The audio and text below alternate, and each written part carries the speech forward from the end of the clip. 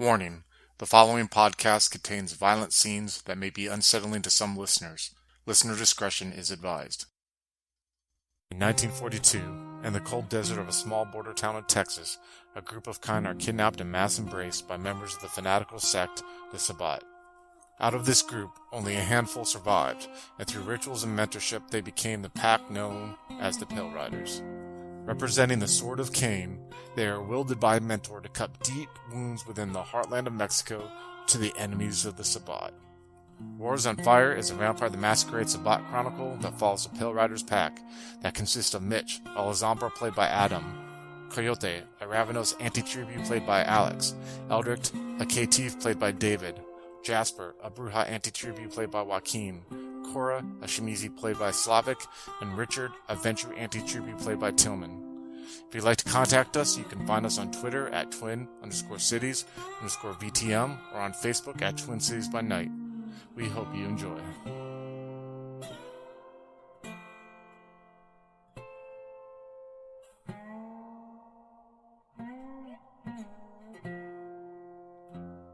And by the way, we have a new player with us, Tillman. Say hi. He's going to play a character that's going to be introduced later. But for now, the Pale Rider pack, they were currently at the Black Rooster, kind of in a back area. What they were doing is they had worked out a deal with Trevor Moreno, who was the Anarch leader there, about if they took out Ramon Pisanob, who was the younger brother of Marcus Pisanob, he would tell them the location where some of the Camarilla from El Paso were hiding this elder kindred. It's Zili, Aztec kindred that basically Vidar had wanted them to wipe out. It's Zili is Telecu. I can't pronounce these words. Pretty much what. Yeah, there we go. Tasik, which is like pretty much like some think a bloodline of Setites. No one's quite sure, but they're pretty much an Aztec bloodline of vampires who ruled for the longest time until the Camarilla started wiping them out, and then the Sabbat actually, who had an alliance with them, started to wipe them out. And so, all right, so they basically, the pack was there. They went in to speak to Ramon, and they actually combat actually ended up happening to where they destroyed him, and Cora actually diabolized him. I'm going to kind of go over the combat real quick so we can refresh our memories. And in all reality too, like the combat was very, very like primal. It wasn't like, showboating vampire powers. For the most part, it was just very like pure chaos and destruction, and almost the way that you would see bar fights, I guess. If you ever see a bar fight, that's how it came across. Yeah, bar brawl. That's what it was like. Pretty much, the group went in there to confront Ramon. He could feel the tension there, and Eldrick Hyde took his cane and busted out this overhead light that kind of dimmed the room darker than it was before. As soon as that happened, this figure kind of appeared crouched on the desk between Ramon and the group. It was a grotesque. Almost looked like, obviously it looked like a corpse. It was like missing his lower jaw, and it had like almost like a black ichor that was falling out of it, like out of the bottom there, and it had like these bottomless black pits of eyes that seemed soulless. And in the middle of its cadaver, it looked like a rib cage had been opened, but you couldn't see any of the innards. It was just like the same darkness that was in the eyes, but it was definitely not of this existence. Basically, Mitch rushes to Ramon and tries to grab him, but Ramon, sensing that something, was about to go down, kind of shoves him out of the way, and Mitch like bumps into this desk. But then Cora comes from the side and she just leaps at him, and like when Ramon pushed Mitch to the desk, he left the whole side of his body exposed, pushed him away, and Cora came from that side and like tackled him to the ground. Mitch, while he's trying to recover, looks towards where the conflict is happening, trying to help Cora out, and this figure is like within like an inch of his face. And she just, at first he senses like this like a desperation and the sadness from this figure that all of a sudden just becomes like a pure hatred as its hands go towards his throat, and one of the hands burns through the side of his neck and leaves like a smoldering path in its wake. And Mitch screams out like son of a bitch, in his like gravelly older man voice. And he feels like a fear that he hadn't felt since like he was in the trenches during World War I, like an instinctual like fighting to survive fear. He had never felt pain like this since he had been, a Canaanite at all. At first, Coyote was worried about Cora because of his close bond with her, and when he saw that she was having no problems dealing with Ramon, he turns to look at his pack leader, who he has a close relationship with, and he tries to grab its wrist that burned through his hand to stop it from doing anything else, and he felt his big paw just kind of went through the wrist, which bothers Coyote because he's pretty loyal to his pack, and as he reaches, because he's like facing Mitch's back, and like the hand went through Mitch's neck, and he grabs the wrist, his big paw goes through, and the face goes from being in front of Mitch to popping along his shoulder, staring right at Coyote, which like just draws this instinctual fear from him where he almost has to fight back, panic.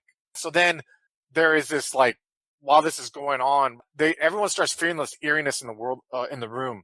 Like Cora starts feeling that she's like trying to hold Ramon down, and Ramon's trying to get out from underneath her. She just feels like the little hairs that are still on the back of her neck like start standing up, like this odd sense of like electricity in the air, but doesn't feel comfort at all. And on top of the fear that Coyote is feeling right now, he starts feeling this unease. But Mitch, as he's sitting there along this desk, this hands through him, this figure's right by him, he starts feeling comfort, like this almost like warm sense of like almost like his mother's embrace when he was a child, or being at peace. Then you guys start hearing this slithering that's coming across the walls and the floor, but no one can quite make out where it's coming from, until in the center of the room, as Mitch kind of looks towards the center of the room because he feels drawn that way, he sees Eldrick standing there with his arms outstretched, his cane in his hand, laughing, like chuckling in the bottom, like in the back of his throat, as these tentacles are starting to like form from the shadows that are starting to slowly make their way.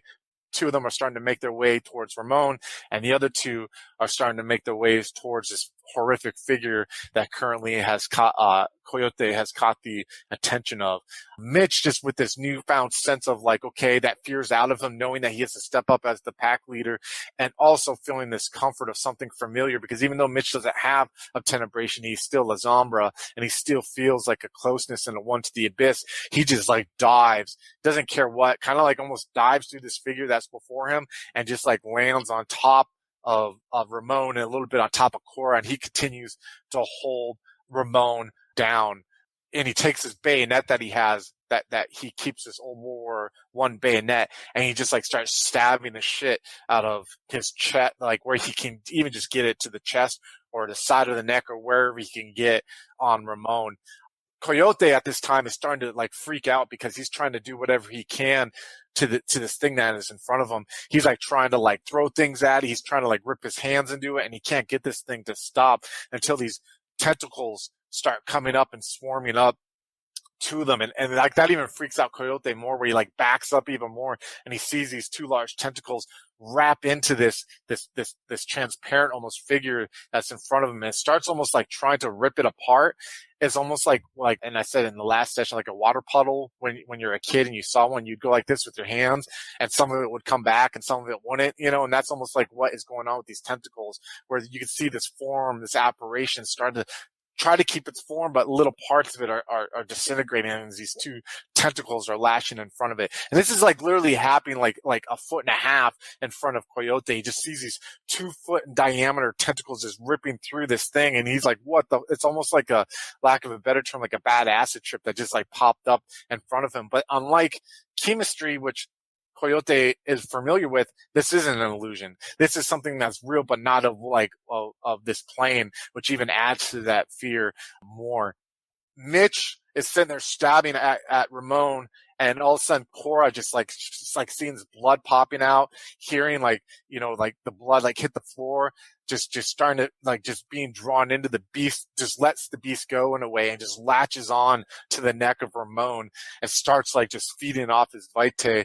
And at first, like Ramon starts to struggle, and then he just kind of goes, like, you can see he's lost in the kiss. Like basically he's just enraptured in pleasure right now as this is going on. Mitch stops for a second as he sees Cora doing this, until two of the tentacles start like slowly slithering towards Ramon's head. Like one starts like trying to shove its way into his mouth, and like you can hear the jawbone cracking as this is going on, and the other one like wraps around the top of his head and starts pulling. So makes you hear, and everyone in the room can actually hear like loud like pop, pop, pop, pop, pop happening as this is going on.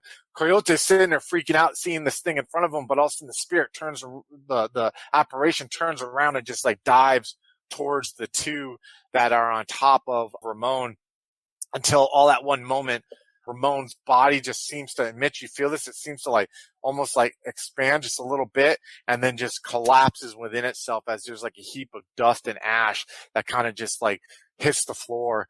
And all of a sudden, like the spirit, you see this Coyote, that apparition slowly disintegrates and falls apart. And you are left there in this room with these shadows or with these tentacles that are kind of slithering around. You see Mitch kind of stop for a second, get on his knees, but you see Cora like sits up and she just like slams back into the wall that was behind the desk there. And you see her eyes like rolling back in her head, Coyote, and you see this too, Mitch. Cora, you start getting hit with these, for lack of a better term, memories almost in a way that don't belong to you, of being like a little boy in South America. You don't quite know where, but you know that you're in this kind of small, I would call like a medium-sized village that seems to have some modern trappings, but doesn't have like electricity and running water or anything to that extent. And you know that you're part of your family, like your father is kind of like this, considered this wise man in a way, but he deals with like funeral, like he deals with funeral rites and stuff like this, a weird odd mixture of Catholicism and some of the native beliefs that used to exist in South America. Slowly, and then you had an older brother named Marcos who kind of like always in a way scared you, intimidated you. And you noticed eventually as growing up, and this is just a whole slew, like I'm just kind of giving you one quick shot of like traces you're picking up after you Diablerized him, where basically you see as time goes on, you realize that your father would always get these visits from this Italian woman, this white woman who would come and speak to him. And you soon figured out that your dad in a way worked for her, but you could never figure out why. And then there was like a rift in the family where your older brother somehow was given some gift that your father thought he was going to get, and which caused a turmoil in the family. And you actually saw your brother kill your father once in a fit of anger when he tried to confront him after receiving this gift. And then memories flash by as you getting embraced by your brother, because what happened basically was your brother was given the embrace by Rita Giovanni, and his father wasn't, and his father was expecting to. And then you fast forward where you travel to like Juarez, you set up your empire, and then now like where, you know, Rita was working with Marcos to basically saying that she was going to head to the northern United States to kind of working on and expanding their power. So, and then we talked already last session, basically you know, like your generation, how you could potentially learn necromancy when the arc is done if you want to, and stuff like that. So you guys are all sitting there as this happens, and you see like you guys hear this chuckling and this laughing, and you got all three kind of like looking in the center of the room. You see Eldrick standing there with his arms, and you could tell like his eyes are just like pitch black, and you can see like his laughter starts getting louder and louder, and he's like, "You doubted my power? You doubted what I was capable of?" And you just hear like his voice is booming. And all of a sudden you see the tentacles that are like slowly kind of moving aimlessly turn around and start to head towards him. And they slow, and you guys are looking at this, and like even one of them like breaks the legs off the desk that was between them and Eldrick, and like in a way like it turned its trajectory and just like whack, these legs of this desk broke off. The desk tips over and falls over on the side, and you see these four tentacles start like rushing, and they start like coiling amongst each other. And you see like this look of like power and megalomania that like is on his face slowly starts becoming like quickly starts becoming like fear. And all of a sudden he sees these four tentacles that are soon becoming one just like hit him in the chest, and you see like he's thrown back against the wall, and he's like, what is this? And all of a sudden you see like the tentacles like start like surrounding him, spreading amongst him, until finally like they become like this like big flat like almost like liquid sheet of the abyss, with only his face is slowly making the way up his body, and his face is like slowly coming up. And then all of a sudden you see it comes over his face, and you see his form being drugged in, And as his form is being drugged in, you see another form coming out, and you see the face of Vidar coming out. And he's not like, it's this abyss though. It's not like his normal face is coming out. And you hear this like voice that's like cracking. It almost sounds like that it's distorted in a way and it's coming through like a cheap FM radio, but it has this eerie tinge to it. And he says, once you are done here, come back. It is time to show that disrespect and disobeying will not be tolerated. When you are done here, Mitchell, bring your warriors back to your haven. We must speak. And he kind of like sounds as liquid, like speak, as he's like talking through, and you see like his face goes back into the abyss and then slowly it like dissipates. You three are sitting in this room now. Scene's on you guys. Go ahead. What in the sweet hell was that? I'm checking on Cora, making sure she's okay. Just a little headache, Coyote. It's all right. I feel his blood singing in my veins. What did you say? Many things. Some useful, some less so.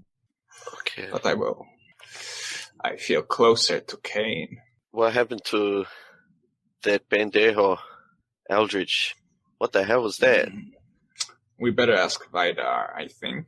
Mitch is going to start searching the office to see if there's anything of value or of use. You can give me a perception and an investigation, difficulty 8. 0 successes. So yeah, you weren't able to find anything. You guys see Mitch like digging through, trying to like look at like through the ash, through this desk that like almost the lower part of it got destroyed, and he's just like trying to find stuff, but he doesn't seem to find anything. Ductus, orders. Get your shit together. We're going to go back home. I'm going to help Cora up and I'm going to Thank you, sweetie. I'm going to just make my way outside and light up a cigar and wait for everybody else. So as you guys open the door, and just so you remember, when you guys went in there, you went behind the bar, you made a left, you went through this room where there's all these mattresses, that used to, at one time, I think you guys saw that people, like kidnapping victims were there, but there was no one in there when you went through, right? So now and then you went into the office. So now you open the door. As you walk through this mattress area, you see this female body fall, like by the entrance behind the bar to where, you went in there, you see it fall. And you see a pool of blood start going behind her, and it's the chick who's working at the desk. And you see this Mexican guy. He looks to be about like 6 foot, kind of skinny. He's wearing like some chino work pants, so some work boots, and like has like a plaid shirt on, and tucked in. And he's wiping like this bloody blade on her shirt. And he looks at you. He looks at you three as you come through. And he says in Spanish, he's like, "Senor Moreno wanted me to give you the information that you guys were looking for." And he's like, he told me to have you guys show me that Ramon is no longer of this world. Why don't you go see for yourself? See, and he starts slowly like walking towards you guys, and you see him like he does this thing with his knife, and he puts it like in his knife holder that's on his side of his hip, and you can tell he's leading like a wide berth from you guys because you guys kind of look like there's ash all over Cora, you know what I mean, and some on Mitch and some blood, and so and there's this like smoldering like on your neck, Mitch. It almost looks like if you were to take 4 fingers and like just go like this on the side of your neck. Imagine they would have left like a ½ inch, you know what I mean, indention along your neck. That's the aggravated damage that you had, the 1 dot or whatever, or the 1 level. So this guy slowly like walks past you guys, and you can tell. I mean, obviously he's like fucking A, dude. He's like walking into the into some danger being around you guys, and he slowly looks. Sorry, when he walks past, can I do like little jerking motion towards him to try and make him flinch? Yeah. So you guys, as you see, as he's walking by, Coyote just takes this huge frame and just moves forward all quick, and you see the guy jumps 2 feet and trips over a mattress and falls on the mattress, and he's just he's straight up bug-eyed, looking right up at you, and he's he just kind of breathes a little bit. He's just gets up, and he when he gets up, he kind of gets up on the other side of the mattress to have even more room between him and Coyote. And then he goes towards the door, and he looks, you see him walking, you see a silhouette walking to the door, and you see him look around, and he's and you hear him say some under his breath, like a Holy Mother Mary or something to that extent in Spanish, as he's whistling, like he's kind of blown away with what he saw there. So he turns around and he comes back to you guys and he's like, walks past you. He's like, if you'll follow me. And as he walks by, you see him look at the chick as you guys see that chick, you saw like he slit her throat and you see him like, and he like spits in her face and he's like, pendeja. And he like turns around and walks to the bar behind the bar. And he's like, if you would come this way, please. And he like motions towards one of the tables there. As he gets to the table, you see him, he like pulls out of his pants pocket the old school folded maps, you know what I mean? That were folded like in a little rectangle. It looks all well beat up and everything like that. And he pulls this map out and he kind of like lays it across the table. He gets up and he goes and he locks the door to the bar and he's like, the others are too busy upstairs with the horrors. I'm sure they won't even notice anything's going on down here. He's like, but I don't want anyone else walking in while I'm talking to you, if that's okay. You can tell he knows kind of like what Canaanites are, and he knows to respect their authority in a way, but so everything that he does, he wants to get the okay from you guys, He's like, is it all right that I lock the door so I can just speak to you guys? Mitch will give him a solemn nod, and then he'll take his still bloody bayonet, he'll lick it. He kind of looks down at the paper like, shit. This guy, you can hear, like, even like you guys alone, like, what's your blood at, by the way? Like, all three of your blood right now. Well, I know Cora's all full. What's your humanity right now, Cora, by the way? 3. Oh, shit. Okay. He feels uncomfortable around like Cora and Coyote. And you even notice a difference now in Cora too, by the way, Mitch, that you noticed in Coyote. And Coyote, by the way, you feel even more of a connection. You know what I mean? Like an understanding since you guys are both of low humanity. But Mitch, you're like the guy, like, like when a kid gets bullied, and I went through a little bully period when I was like much younger. You always look for that one guy you think has some kind of sympathy. You're like, this is the guy that'll stop them from beating me up too bad. Like he's looking at you like that, Mitch, until you lick that like bayonet in front of him, and he's just like, shit. You know what I mean? He gets a little worried. Yeah, once it's clean, he'll slide it back into its sheath. So yeah, he's definitely like looking down at the map. He pulls out a map and you see it's Juarez, like it shows Juarez, and you see like the northern part. It kind of has like El Paso, but like doesn't show anything about El Paso. And he takes this cut off like a lead pencil, you know what I mean, like a little one that looks like he's been sharpening with his knife. And he goes to the far left, and you see like once Juarez kind of stops being a metropolitan area and there's desert, you see that there's like a little area there that he circles there, and he's like, this is a villa right here. This is a safe house that the Camarilla have had for a long time. And Trevor has always turned his head and ignored that he didn't know that they would go there. But when they feel heat or when they have dignitaries that come that they don't want the attention over there in El Paso, they stay here. This is where they are guarding right now, what you are looking for. From Trevor's understanding, it is the sheriff of El Paso and one of his deputies who are there watching them right now. He's like, Trevor wants me to ensure that you are happy with the information that you have received, and we can consider this deal done. He's kind of looking towards you guys. Mitch will give a just staring scratch at of his chin. And he's like, see, all right, you have a good evening. And he gets up and he kind of like leaves the map there. And he gets up and you see he's like trying to unlock the door with shaky hands, and he unlocks the door and he like. Before he leaves, Mitch will turn to him. Call the deal done when this information turns out to be good. Yes. I'll let Mr. Moreno know. Yes.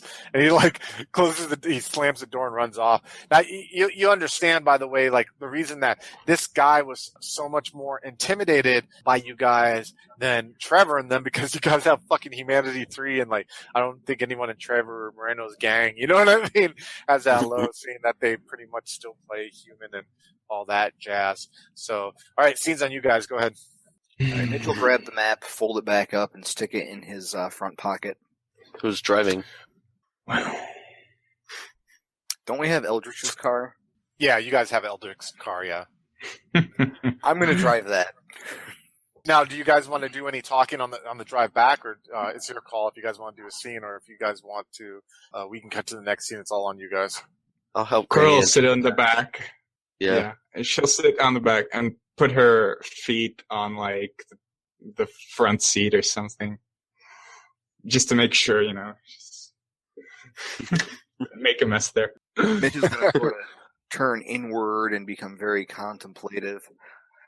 As he drives, he's going to start rubbing the wound on his neck, grumbling to himself. You okay, Mitch? Yeah, I'll be fine. I'm just saying, I can fix that, you know? Nah, I'm sure it'll heal. We're going to have to come back out for my truck, by the way. We ain't leaving it here for good. I want that when we're done with this whole pile of shit we're in. It's certainly more useful than this car. More practical.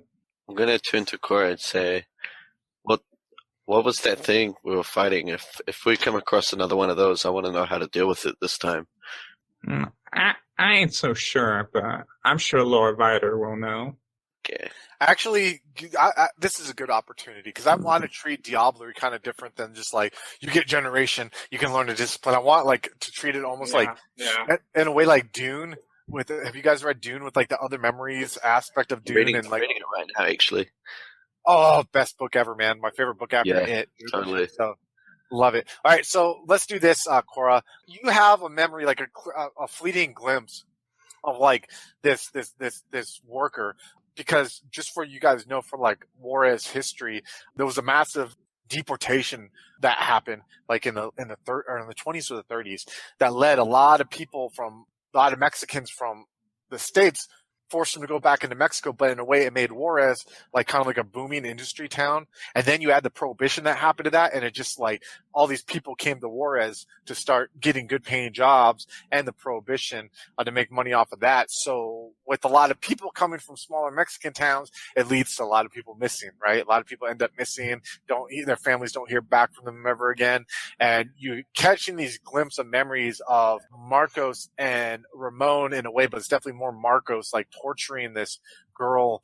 I'm not going to get into details. I'm going to kind of fade to black on it, but doing like hours upon hours of this horrendous stuff. But that, by the way, doesn't bother you at all. I'm just saying out of character, to this girl who's like 18, 19 years old. And then basically like you see where Marcos, they're both naked and Marcos just like slits her throat. Blood comes out and you can see them all of a sudden, him and Ramon standing there, but him doing more of this chanting. And then you see where Ramon is standing there and you kind of feel him shake a little bit. He looks to the sky, and then that's the memory you have, which really to put two and two together, you get the sense that that's how they did this to get this spirit or whatever it was, you know what I mean? To protect Ramon there. Does that make sense? All right. So, while I'm having this vision, I'm sort of holding Coyote's hand or something, and just really, really tightly. And just, I think that was a girl that he knew, that he did horrible things to. He brought her back. So how do we stop it next time? Or if there's anything like that again coming at us? I don't like fighting something I can't hit, man. We Maybe kill every something piece from of a church? Beat it with a cross? I ain't touching one of those. Or something from your beliefs, Coyote? Okay. I ain't sure it's gonna work, but it's better than nothing, ain't it? Mitch said something, right? What did Mitch say? Mitch said, we kill every piece of knob we see. I agree. That works too. I like this idea. All right, so you guys are killing miles off the road as you slowly roll up in front of basically this abandoned like tourist hotel that you guys had in Cedar Creek. Basically, like you guys are driving on this blacktop road, and then it eventually starts becoming compact dirt road, and then you turn off into like this. I forgot what they call it, where like it's like a half circle where cars can roll around to the front. You remember there's that huge fountain that's in front of the hotel that you guys are staying at. You can hear as the car pulls up there. You guys pull up, and then you guys are getting out of the car. Coyote, you see Jasper sitting on this bench outside, and at first you're like, "Oh, hey, it's Jasper." Then you see this figure sitting next to him. Hello, folks. Have you ever wished you could have an easy way to find gameplay videos and podcasts, or just media in general that deals with your favorite White Wolf role-playing games? Or have you ever wished you could find a forum to share gameplay that you have recorded, one which wouldn't be drowned out by random posts and discussion, so that your media could get the attention you want? Well, we have the answer for you in a Facebook group we run called White Wolf RPGs Gameplay and Media. The group is specifically ran with the sole intent of it being a one-stop shop for people to view or share media involving the games we all love. We take thorough steps to ensure the page does not become cluttered and is easy to traverse. We are currently over 1,000 members strong, and we are continuing to rapidly grow with new media being shared every day. Stop on by. We hope to see you there. High Level Games, the industry's first choice in taking your games to the next level. We are a podcast blog and new media network at highlevelgames.ca. We have blog posts about all of your favorite games going up 5 days a week, and a podcasting network with actual plays and shows that discuss role-playing games, with more rolling out all the time. We are on iTunes, Twitch, and YouTube. Find out more information at highlevelgames.ca, a site that certainly isn't controlled by a shadowy board of directors of otherworldly origin. That's highlevelgames.ca. Please, help. They're coming.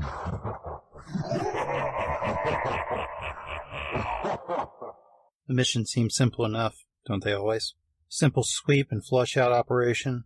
We loaded them up in a hazmat tanker in Montreal and shipped them to a downtown warehouse in the Valley of the Sun. It would have been in and out in a few nights. Well, we wouldn't be telling the story if it all went as planned, would we? I go ahead and I pop Wyden. Alright, yeah, I'm gonna run at him and do a sweet spin kick and knock his head off.